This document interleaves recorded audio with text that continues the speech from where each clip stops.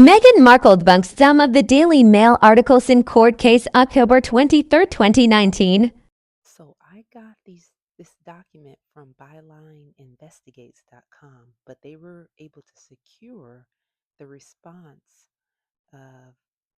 HRH, Her Royal Highness the Duchess of Sussex, to the defendants who were Associated Newspapers Limited request dated October 23rd, 2019, where she outlines the false stories that Associated Newspapers were telling about herself and Prince Harry. So let's read some of her response from these court documents. In relation to the article entitled Harry's Girl is Almost Straight Outta Compton, Gang Scarred Home of Her Mother Revealed. So will he be dropping by for tea? The statement that the claimant Meghan lived or grew up in Compton or anywhere near it is false. The fact that the defendant, Associated Newspapers, chose to stereotype this entire community as being, quote, plagued by crime and riddled with street gangs, end quote, and thereby suggest in the first few days of her relationship being revealed that the claimant came from a crime ridden neighborhood is completely untrue as well as intended to be divisive. The claimant, Meghan, will also refer to the fact that the article cites her aunt as living in, quote, gang afflicted Inglewood, end quote, in order to bolster this negative and damaging impression of where this black side of her family is said to come from. In fact, Ava Burrow, said to be the actress's aunt, is not her aunt or any blood relation at all, a fact which is, if correctly stated, would have undermined the narrative which the defendant was intended to convey. Number two, in relation to the article entitled Kitchen Supported by Megan's Cookbook is Housed Inside Mosque, which has links to 19 terror suspects, including Jihadi John, the connection made between the hub kitchen in which the claimant worked with those affected by the Grenfell tragedy as part of a cookbook project which became a New York Times best-selling book, and the Al Manir Muslim Cultural Heritage Center, supposedly linked to 19 Islamic extremists, is at best a high, tenuous, and deliberately inflammatory one. The characterization of these victims as being linked to terrorism in the same way as the claimant is said to be supporting or endorsing jihadi terrorists through her participation in a cookbook for victims of Grenfell is as false as it is offensive. Number three, in relation to the article entitled How Meghan Markle's Australian Aide Samantha the Panther Cohen Rose from a Brisbane Home to Buckingham Palace before becoming the second aide to walk out on the difficult Duchess. The suggestion that Samantha Cohen, who was private secretary for both the Duke and Duchess of Sussex, walked out on the claimant or that she did so because the claimant was, quote unquote, difficult to work for, a word used 6 times in this article, is untrue as well as damaging. Miss Cohen, who was a highly respected and dedicated member of Her Majesty the Queen's staff for 16 years, personally chose to come out of retirement in order to work for the claimant. Far from walking out on her, Miss Cohen even extended the original year which she had intended to work for, as she wanted to carry on helping the Duke and Duchess with their office. Further, the claimant's, quote, personal assistant, end quote, was in fact assistant to both the Duke and Duchess, and contrary to what the defendant stated in the article, she did not, quote unquote, quit.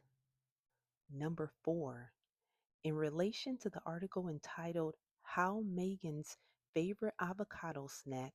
Beloved of All Millennials, is Fueling Human Rights Abuses, Drought, and Murder.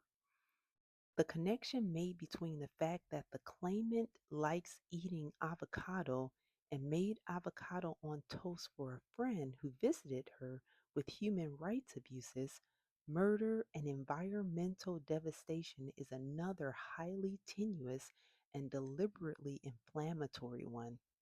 The suggestion that by liking avocados, she is fueling or supporting these extreme occurrences and therefore is disingenuous about her, quote, campaigning for racial equality and female empowerment, end quote,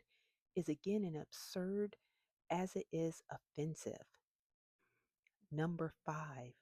In relation to the article entitled Doria Ragland Spotted Alone in LA While Daughter Meghan Markle Parties with Famous Friends at Her $300,000 Baby Shower.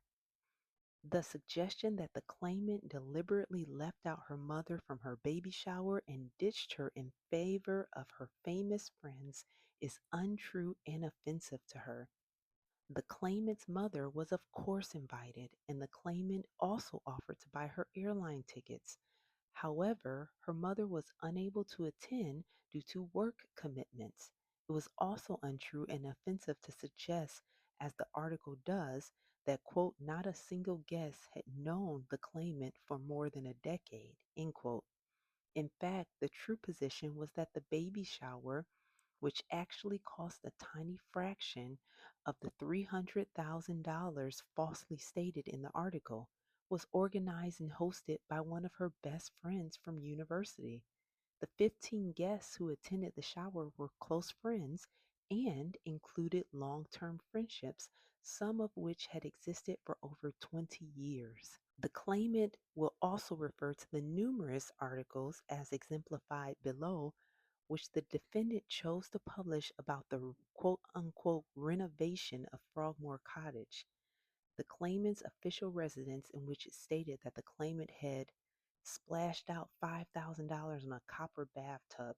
which does not exist and is completely untrue,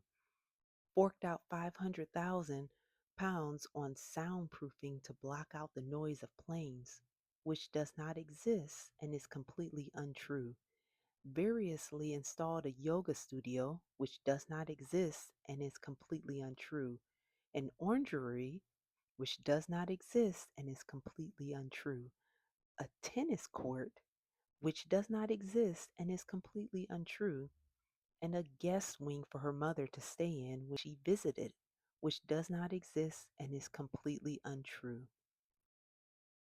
The clear intention was to portray the claimant in a damaging light by suggesting that she had indulged in this series of absurdly lavish renovations, which were in fact false, as the defendant was informed at the time and entirely made up. Furthermore, the defendant sought to portray these renovations as being done at, quote, the taxpayer's expense, end quote, costing 2.4 million pounds of your cash. This was also false and misleading. In fact, the cottage is a Grade 2 listed 17th century residence, which was already undergoing much needed renovation for safety, and its refurbishment back to its original state as a single family home was funded by Her Majesty the Queen as part of her obligation and responsibility to maintain or refurbish the upkeep of buildings of historical significance through a portion of the sovereign grant made in exchange for the revenue from her crown estate, which is several times the amount of the sovereign grant.